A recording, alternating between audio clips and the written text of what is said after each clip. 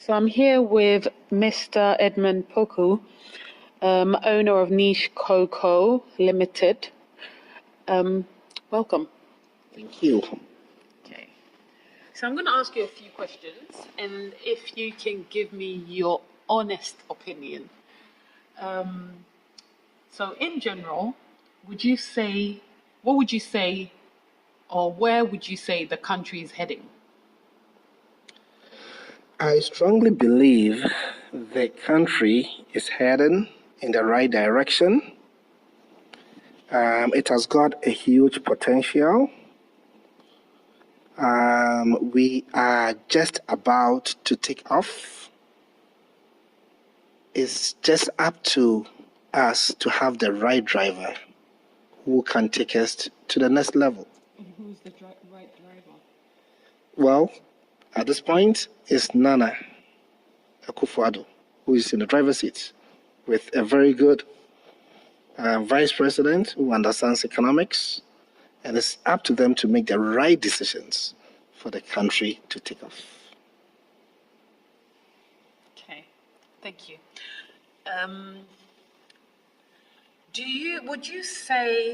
Where do you see the country in the next 5 to 10 years?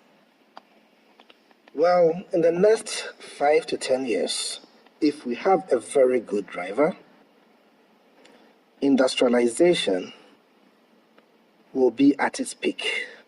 At the moment, the government has got a policy whereby they are putting one factory in every district in Ghana.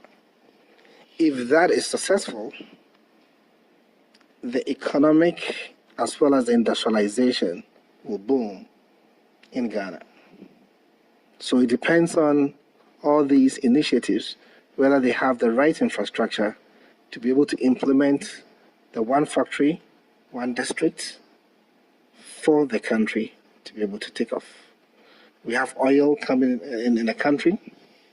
How we are going to make use of our resources is the key. And that one also depends on the right driver to take us to the next level. What are the shortcomings that hinder economic growth? Well, here again, having a wrong driver can also slow us down. Maybe the car may not move, maybe it will move, it will take us to a ditch, or we will never get to where we want us to go to. Yes. Okay. So what suggestion would you make for Ghana's economy? Okay. What industries would you say they should focus on? I think Ghana has got a lot of raw materials. In terms of cocoa, we are number 2. We produce about, Ghana together with Ivory Coast, we produce about 60%. You take timber, you take cashew, you take shea butter, shea nut. We have a lot of good raw materials. And what we need to focus on is to add value to our raw materials before we export. For example, the chocolate industry is about 100 billion industry, USD. When we take Ghana and Ivory Coast being the leading countries, they produce 60%, but they only get 5 billion out of the 100 billion, which is very pathetic. If they are able to add value to their raw materials before we export, at least they can get more than 5 out of 10. So we need to focus on industrialization, add value to our core, and we will be in the right direction. Okay. So one more question. Yes. What has been your experience in attracting foreign investments in the country? Well, and what has the country focused on historically to achieve growth? Well, Ghana has got, like I said, Ghana has got a lot of raw materials. And all that we've been doing is exporting it to the international market. That alone shows that the country has got a huge potential. If they need to come into the country, they have the raw materials that they can use to be able to add value to it before they also in turn to export. So having the raw materials in the country is what really attracts investors to come into the country. Also, it has to be a priority of the president or the driver sitting at the driver's seat to be able to improve working or making startups easier in the country. Doing business in Ghana should be very easy. If a foreign investor can come in, or they have raw materials, and they are very, very frustrated in just getting things done, doing business in Ghana will be extremely difficult. So they need to make things transparent.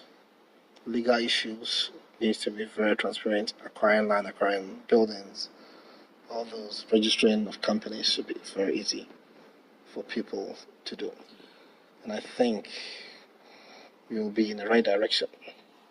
Would you say, right? So this is just off the back, just off the record. Would you say if the government took a different route in terms of investments and companies coming in to Ghana, like, okay, for instance, MTN. MTN takes their money straight out of Ghana. So therefore, the money does not circulate here in Ghana at all, making our rates and foreign exchange go down.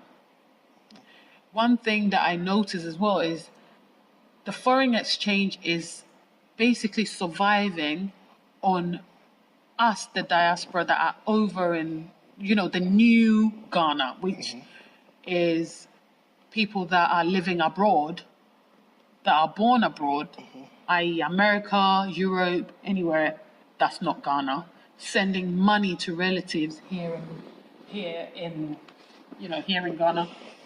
They are basically helping their foreign exchange rates.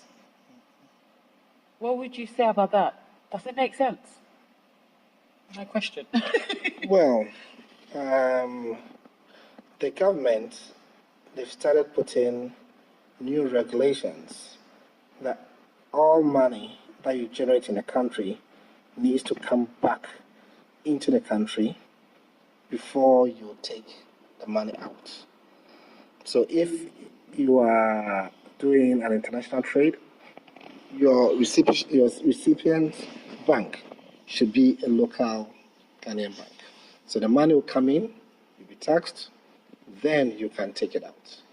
By so doing, it brings in foreign direct investment and foreign exchange into the country. So it's something that the government, they've started working on it, but it was very difficult for some companies, like the free zone companies, that they have all their investment or they are being financed by a foreign bank, and now you are telling them to bring the money back to Ghana and before you can take the money out.